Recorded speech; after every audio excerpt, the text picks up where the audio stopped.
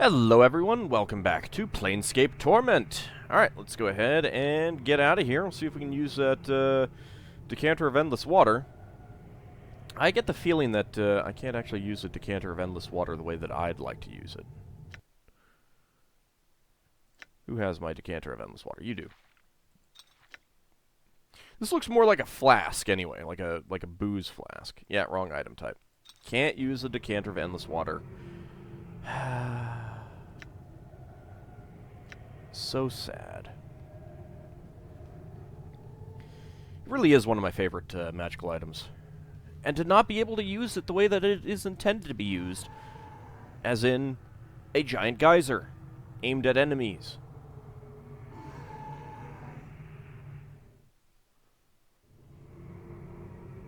All right. I'm free! I'm free! I still don't know yet how to get that knife. I'll have to look around. If the guy doesn't want a head, and he doesn't want a petrified arm, and he doesn't want intestines of all things, I mean, why would he not want intestines? Seriously. Delicious, delicious intestines.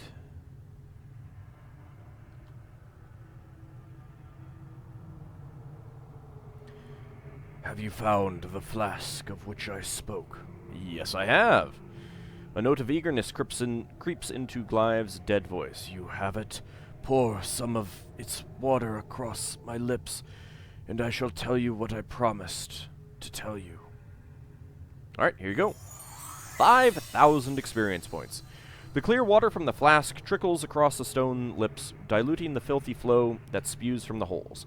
As you watch, the ditch's water slowly dissipates entirely, the dirty taint of it replaced by clear, fresh water. Glve groans in ecstasy. After a moment, he speaks. Do you wish your answer now or later? Give it to me now. Seek out the woman called Namel. She resides in the clerk's ward in Upper Sigil. I know not where exactly. Best of luck in your quest, immortal. The voice seems to fade as it speaks to you. Thanks, Glve. I had a few more questions for you. Updated my journal. The stone face is silent. A trickle of clear water runs from the corner of its eye, and the grimace carved into the face is loosened. Glve, I need more answers from you. Very well, then.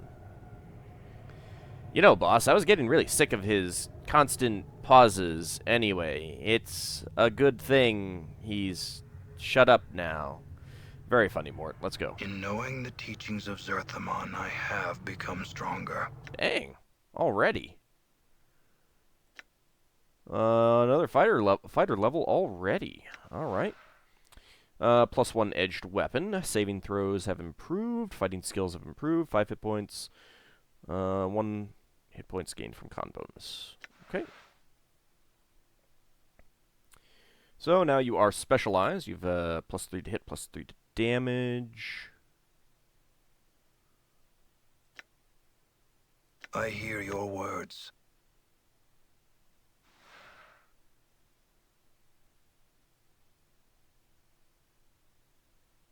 I guess it's just 2 to 9 damage. And the +1 to armor class is pretty nice.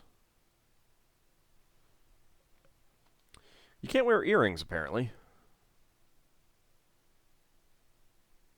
You can have tattoos, though. I'll have to keep that in mind. Your will be done. Nope, didn't mean to actually select just you. My mistake. I'm gone. Mort, What's up? you need to go up and attack them.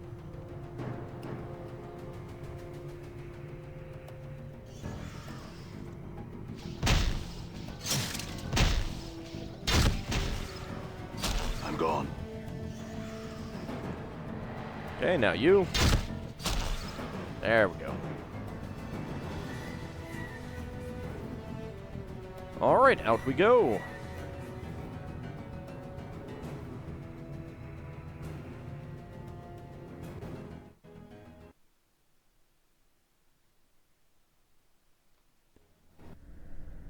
All right.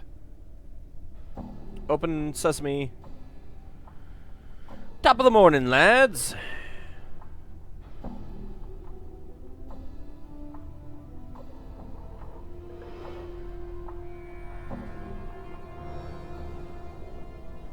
It has been a little while since we were out of here. Well, kinda.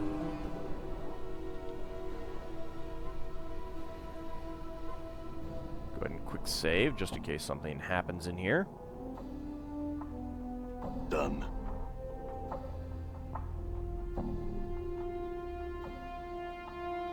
Alright, Pharod. I got your sphere. Ah, corpse. Pharod turns as you approach, his crutch clacking on the cobbles of the court. He licks his lips and smiles expectantly. Have you brought me what I asked for? The bronze sphere? Here it is. 15,000 experience points. Nice. I love experience points. I could quit any time, though. Trust me. Pharod's eyes gleam as you hand him the bronze sphere. He touches it gingerly, almost reverently. You, he chuckles. Ha, corpse. Such a gamble you were, and paid off handsomely. You have... Pharod studies his reflection in the sphere and tisks. The years have been cruel to me, I see. I did what you asked, Pharod. Now I want some questions. Pharod doesn't even look at you as you speak. His attention is swallowed by the sphere he holds. Yes, ask your questions. Pharod turns the sphere in his hands. Very important, your questions. What do you know about me? Why was I told to seek you out? Pharod studies you with a critical eye. Stay your weapons for what I'm about to say, corpse, for it could be your ears, or your ears will take offense. Pharod smiles wickedly. My ears no longer care, but yours are still fresh for the burning, it seems.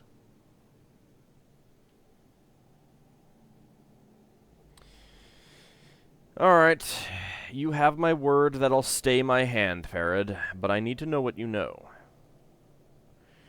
The truth, Pharod's tone softens as if cajoling. The truth was stretched a bit from my mind to my tongue when we first spoke, corpse. In all terrible honesty, I know little about you. He raises a withered finger. Yet hear me out. Yes? Your Kuru plays at being dead, as I see. Pharod squints at you. Some time ago you came to me, like you are now, but not. Just strolled right into Illwind Court and said you wanted an audience with me. An audience with you? Aye, an audience. Pharod chuckles, like whispering sand. Like I was royalty. He seems amused, but there's an edge in his voice. You knew the right things to say, you did. Oh, yes, you spoke the chant like a governor. Born and true, and I listened. What did I want from you? Pharod gives a mock bow, his crutch creaking as he leans against it. Oh, Pharod, great collector king, you says. I have come before you to request a boon. A boon, I says. What could I offer a man of such obvious strength? Go on. Pharod wags his crooked finger. And you asked for a strange thing. You says, Lord Pharod, I ask for courtesy. Your collectors roam throughout the hive. If they should find my body, I want it kept safe. That is all I ask. Pharod shrugs. A simple boon. I see. And is that all you know? Before you can speak, you suddenly feel a prickling in your skull as Pharod speaks the word boon, and the smell of blood and fear rushes through your nostrils. Pharod is hiding something that happened in the past involving you, and it scares him. The boon he granted you is no simple matter. So you granted my boon just like that. There's nothing to be gained from it for you. Why did you even agree to it? Pharod falls silent for a moment. A dead man can keep no promises, and promises to a dead man are easy enough to make, corpse. You're a merchant, Pharod, not a Samaritan. There must have been another reason. Aye, Pharod's face suddenly peels back in fury, his skin flushing red. After you'd strung up a score of my blood on the hive walls to die, I had enough reason to promise you the plains themselves.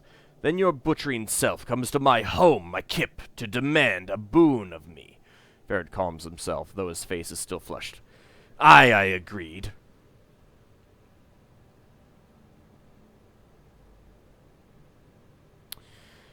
Truth. I'm sorry about your people, Pharod. That wasn't me. But if I can make up the loss to you, I will. Truth. I'm sorry about your people, Pharod, for what that's worth. We'll go with this first one. Pharod tisks. No matter, them bodies served me well enough. The Dusties pay the same for fresh debtors as for old. Was that the only reason you agreed to my request? You knew things about me, things only I knew. You knew I was greedy for something beneath Sigil, and you put a name and picture to it, the bronze sphere, you said. I didn't think you would fetch it for me, he chuckles. Yet did you? Aye, the planes turn in strange ways. And that's all you know? All I know? Nay. But it's all I know about you, corpse. Fine, next question. What did you take off my body after I died? I? Pharod licks his lips. Why, I took nothing, corpse. His face splits into a grin. Then I wasn't the one that found your body. Who did?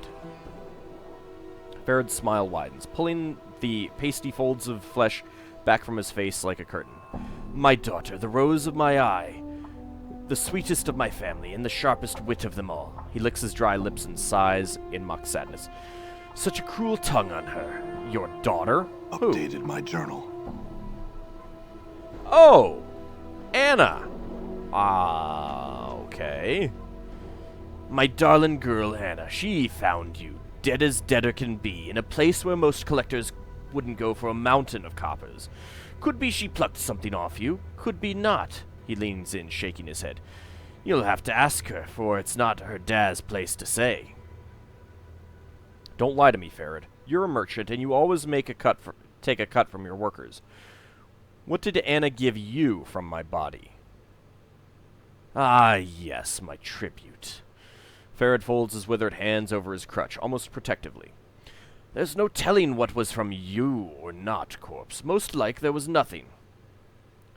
Pharod, my patience is at an end. There will be nothing left of you or this village if you don't hand over the tribute. Pharod, my patience is at an end. If you don't hand over what was stolen from me, I will see to it the dustmen know where to find you. Pharod is silent for a moment. He taps his fingers against his crutch, slowly. Well?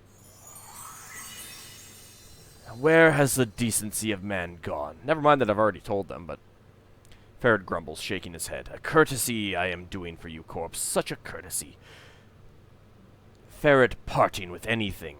It'd be the dead book for me if anyone heard. Wait here, move not a yard, I shall return. Wonder where he's going. Updated my journal. After a long while, Pharod returns, his crutch clacking against the flagstones. In his hands, he holds a number of items, which he passes off to you. You will be silent on this and accept the blessing that I even remembered. A few hundred coppers, a scrap of paper, bandages, and a ring. Very well. Now, who was it who found me again? Gained a bunch of items. Gained 350 copper. My darling girl, Anna. Yeah. Alright, I'll ask her. Where is she? Where's Anna? Pharod shrugs. She's hiding in the shadows here, I expect, listening to us trade the chant. I called for her after you went below. Had to ask her if you were really in the dead book when she found you. Or not. He chuckles dryly, then takes a deep breath and calls out to the darkness. Anna, stop mithering in those shadows and come greet our guest. She's here? Well, that explains why she wasn't up above again.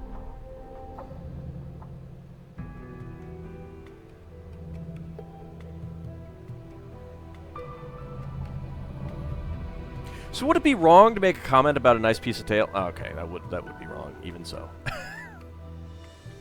She has a tail! Hey, good, I healed. Where did Pharod go right now? Oh, what now? You turn to see a striking red-haired girl dressed in leather armor. You didn't even hear her enter the chamber. Her right arm is covered with a series of interlocking plates that look as if they were taken from the skin of some creature, and a horned shoulder piece protects her left arm. Oddly enough, she has a tail that is flicking back and forth as you watch. You're Anna? I met you in the hive outside the mortuary, correct? The girl ignores you and turns to Pharod. What's this about, then? I'm not playing the leash pull with the scarred dog, so I'm not. Get one of your other gullies to do it. Anna, rose of my eye, have I not taught you to respect the dead? A thin smile worms across Pharod's face, and he makes a slight bow towards you. This resourceful corpse needs to know where you found him. Eh? What are you on about? She squints at you. He's not a deader. Ah, yes, my mistake. Pharod nods, then his voice drops dangerously. Yet, my darling Anna, that still makes it your mistake. For this one only had 1 foot in the dead book when you brought him to me. He taps his crutch against the flagstones with a light tap. He woke up, sought me out. Most embarrassing. So? Anna glances at you, then shrugs. He shouldn't be playing the deader on the hive while I'm about, or he'll wake up in the Dusty's arms, he will. Maybe you could have checked to see if I was alive before dumping me off there. Enough of this. Where did you find my body? I'll go with that. Oh, aye, and maybe ye should have been more careful, and maybe ye wouldn't have been lying face down and stone sill on the alley cobbles like a deader, aye? Maybe I should show you your filthy corpse pirate hide what it's like to be lying here dead in the highway. No. Enough of this. Where did you find my body? Show him where you found his body, Anna. Pharod taps his crutch again for emphasis. Take him to the haunted alley. Pharod studies Anna for a moment, then grins and turns to you. If you happen to lose my darling Anna on the way to the alley corpse, you come back and see Pharod. I'll guide you. Updated my journal. Anna sneers at Pharod, then throws a glance at you. Come on, then, and keep your steps quick, Jig. I've little time to waste on the likes of you. Very well, let's head there now. Anna, Rose of my eye. Anna points at the door in front of you. Through there's where you want to be. Alright, let's head on in. And we now have Anna. Let's see. She has chained teeth earrings. Plus 5% open lock skill bonus, usable only by thieves. Perhaps the idea that Anna would wear anything solely for ornamental value makes you suspicious of these earrings. Upon closer examination, you discover these thin metal earrings are actually a series of well-crafted lockpicks. If need be, you can unhook them and use them to pick open stubborn locks.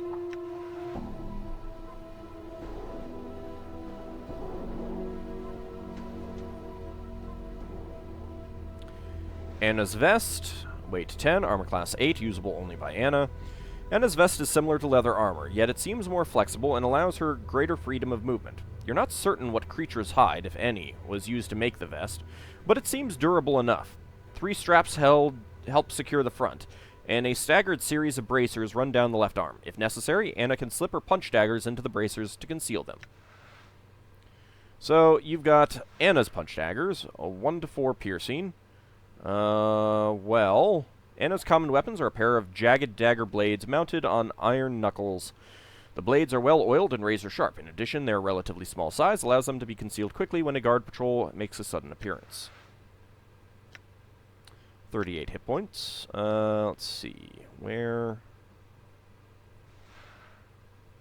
That's 1 to 4 piercing. Didn't I have something better? Okay, you are a fighter thief, level 4/4, 50% resistance to cold.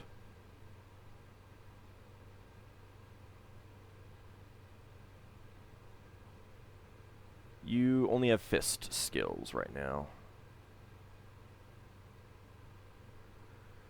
She is a member of the Free League, okay? You are not a member of a faction, you are not a member of a faction, and I am not a member of a faction. A group of individuals who hold similar beliefs about the nature of the multiverse. Belief is power on the planes if enough people believe in an idea. That idea may become reality. Faction, Free League, Indepts. Motto, Indepts are individualistic bloods who have banded together to protect themselves from the other factions. Truth? There is no truth. Just live free or die.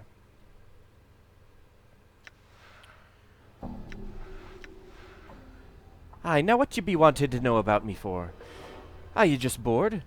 It's not some grand tale, it isn't, so if you're expecting some epic, you'd best go rattle your bone box at someone else, Jig.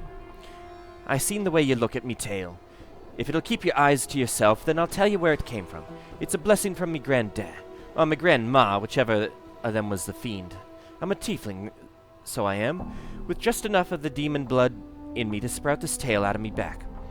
That blood trickled its way from me grandma and granddad to me. After passing through me old ma and dad, whoever they were. Well, we know who your dad was. Oh. Okay. Pharod, me dad? Ha! Old Stuttercrutch isn't me dad. Not me real one, anyway. He just fostered me, he did. Dragged me out of the hive and brought me into his stable. Don't get him wrong by thinking he had a kind bone in his body. He wasn't shedding no tear for me being an orphan. He just needed someone to help him scarp debtors off the streets of the hive. And I'm small enough so I can get into places other boys can't. Plus, most of the gullies in this pack are wee boys with the fear in 'em. So I end up finding most of the debtors in places they're too scared to look. The Dusties pay a nice bit of copper for the debtors I bring 'em, and Pharod don't take so much off the top that it leaves me a beggar, so he's not so bad, I suppose. Enough of your questions. Now I got some things to say to ye, I do. I seen the way ye act, and you need to be told some things if we're to be traveling together. First, don't go flapping your bone box and locking eyes with everyone you meet. That's a sure street to trouble, it is. And don't be taking no one's name in vain, or you'll be attracting the worst sort of attention, and right quick, too. And one last thing. Don't be thinking you can treat me like a cobblestone, neither. You start doing that, and I'll take these blades and carve ye, I will. Me blades? Aye, these dags are mine. I like these punch dags, I do. You can keep your axes and hammers and clubs. These dags are more me style. You just behave yourself, and you won't be wearing 'em, aye? Okay. 14 strength, 12 intelligence, 10 wisdom, 18 dexterity, 16 constitution, and 13 charisma. She is chaotic neutral. What were you? You were lawful neutral. You are chaotic good. And I am lawful good. Okay, so this symbol around is lawful, and this one is good. So the gear is chaotic. Okay, yep, makes sense to me now.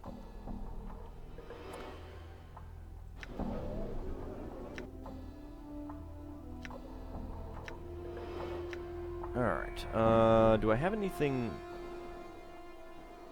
better that I could give her, I suppose?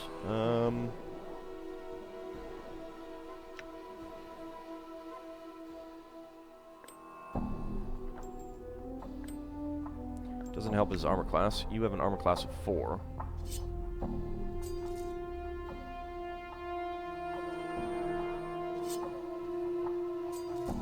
Oh.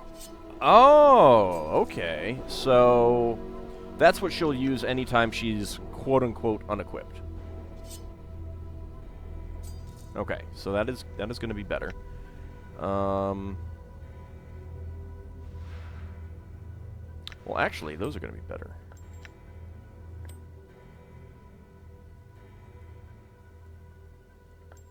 She can't use these?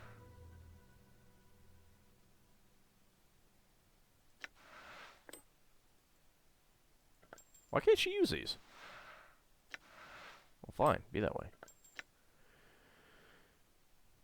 You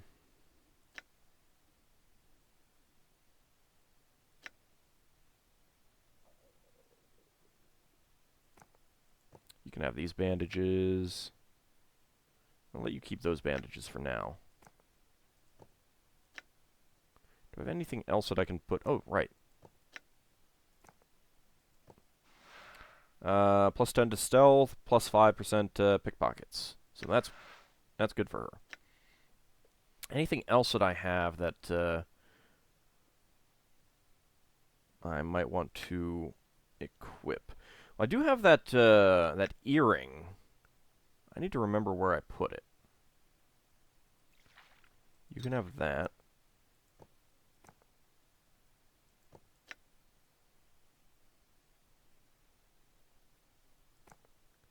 I guess you can have this as well.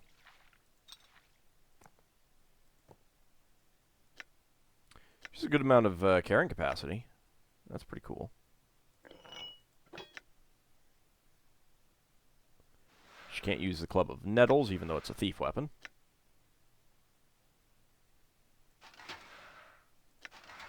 You hold on to that. Let's just get rid of all that junk.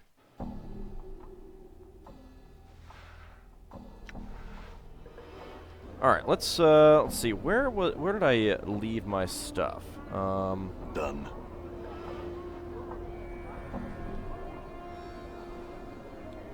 Trying to remember. Okay, well, I just pissed off some people.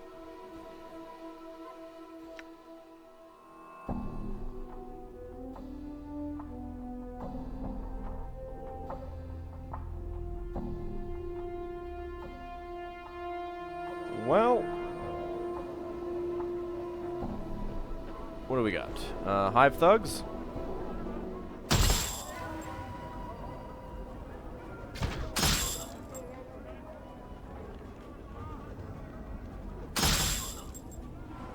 I guess we'll murder them. Aye? Hey, we're being watched, Chief. Just look natural. Casual. Ready. I'm here. Aye, what? What you be wanting now? Aye? Ready. Get your eyes off my arse. You like my wee tail? I'll wag it at you. Cut it out, I'm not deaf. Well, I'm not that sort of girl. Aye? Alright.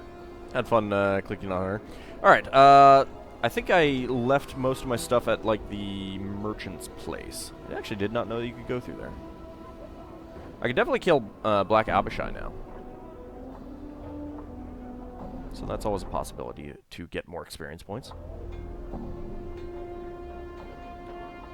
Let's see. I think it was this one that I was leaving the stuff, so let's go check it out. Oh, no, I was leaving it in the,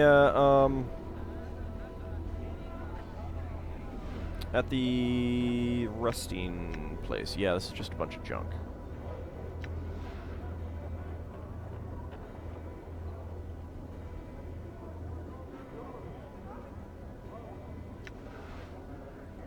Alright, I don't think the ghoul would want that. Yeah, the flop house, I believe, is where I was storing good things. That's where I'm storing junk.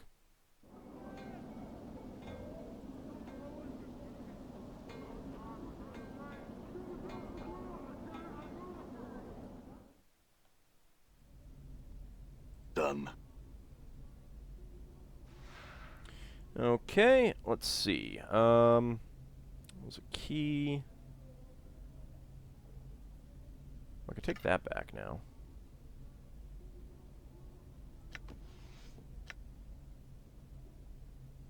Do I have any duplicate spells? Let's go ahead and take that.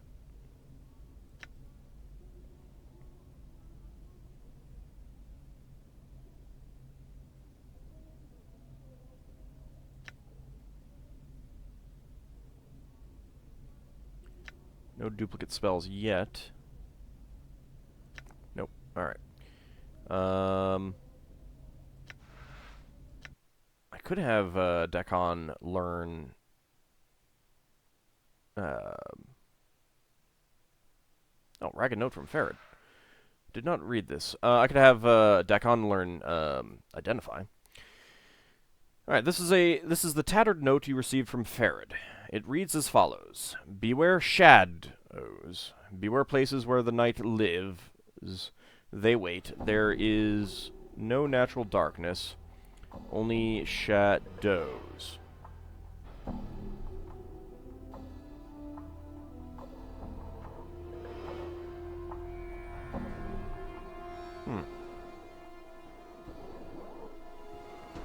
Well, that's... Like in the other, like the tattoo on her back, I'm pretty sure that is, you know, the capitalized words are important, but I don't know exactly what.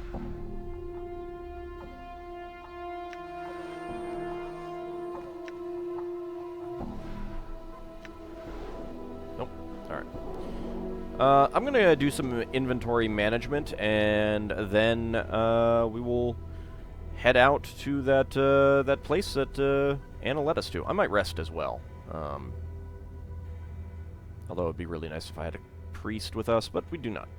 So, for now, I'll call this an episode. When we return, we will go... actually, we'll stop by the tattoo parlor first, and then go visit the place that Anna found our corpse. See you next time, everyone.